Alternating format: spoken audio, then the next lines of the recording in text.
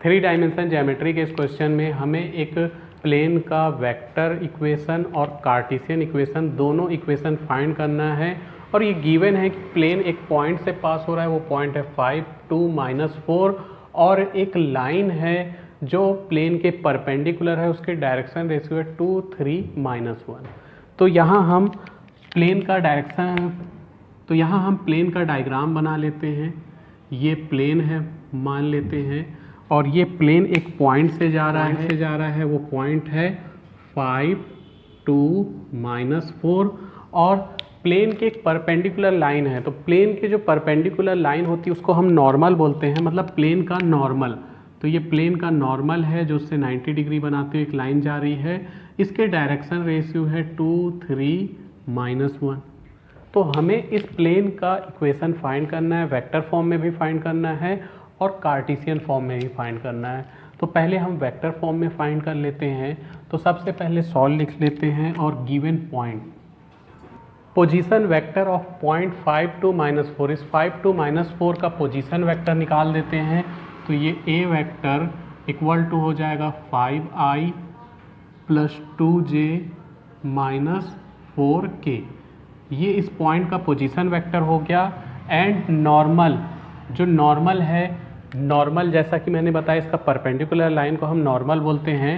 तो नॉर्मल के जो डायरेक्शन रेशियो है इससे नॉर्मल वेक्टर बन जाएगा। एंड नॉर्मल वेक्टर को n वेक्टर से शो करते हैं। ये हो जाएगा 2i + 3j -1k को सिर्फ k भी लिख सकते हैं। तो ये दो चीज़ें हमने लिख ली है। अब इक्वेशन ऑफ प्लेन का फॉर्मूला होता है, इक्वेशन ऑफ प्लेन का वेक्टर फॉर्मूला, चूँकि ये वेक्टर फॉर्म में हमने लिखा है, वो हो जाएगा r वेक्टर माइनस ए वेक्टर इंटू में n कैप इक्वल टू 0। ये प्लेन का इक्वेशन है जो प्लेन ए वेक्टर से पास होता है और उसके नॉर्मल वेक्टर जो है n कैप है। तो इसमें हम वैल्यू पुटअप कर देंगे। तो r वेक्टर माइनस ए वेक्टर की जो वैल्यू है वो है 5i + 2j - 4k। ये ब्रैकेट में बंद हो जाएगा, ये बड़ा ब्रैकेट लगा दो। फिर n कैप की जो वैल्यू है 2i + 3j - k equal to 0। अब यहाँ पे क्या होगा, ये अंदर आके मल्टीप्लाई होगा।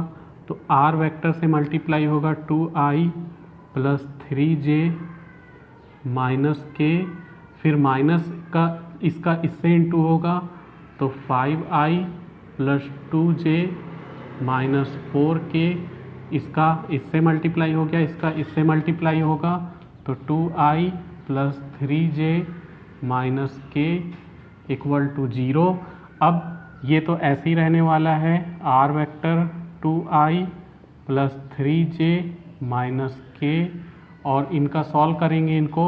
तो 5 का 2 से इंटू होगा तो 10, फिर 2 का 3 से इंटू होगा +6, फिर -4 का -1 से होगा +4 इक्वल टू 0। ये हो जाएगा 20। तो r cap 2i + 3j - k minus ये हो जाएगा 20 इक्वल टू 0। ये आगे हो जाएगा r vector 2i + 3j - k equal to 20। यही हमारा रिक्वायर्ड इक्वेशन है प्लेन का, और ये किस फॉर्म में है, वेक्टर फॉर्म में है। अब हम प्लेन के इक्वेशन को कार्टेशियन फॉर्म में निकालेंगे। तो इन कार्टेशियन फॉर्म में क्या करते हैं, इस वेक्टर फॉर्म में जो इक्वेशन है प्लेन का, उसमें r vector equal to xi + yj + z के पुट कर देंगे। तो हमारा जो प्लेन है वो कार्टेशियन फॉर्म में आ जाएगा।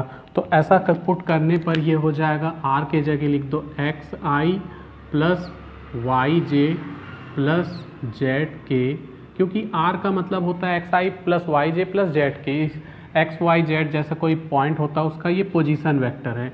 और बाकी जो चीज़ें हैं जैसे 2i + 3j और -k, ये ऐसे ही रहेगा, इक्वल में 20 वैसे ही है। अब यहाँ पर ये वेक्टर का डॉट प्रोडक्ट होगा। तो x वाले का 2 से इंटू हुआ तो 2x, y वाले का 3 से इंटू हुआ तो 3y, जेड वाले का -1 से इंटू होगा तो -z=20। तो हमें इस क्वेश्चन में प्लेन का वेक्टर इक्वेशन भी निकालना था और कार्टेशियन इक्वेशन भी निकालना था। तो वेक्टर इक्वेशन तो हम पहले निकाल चुके हैं और कार्टेशियन इक्वेशन ये निकाल दिए। This is answer.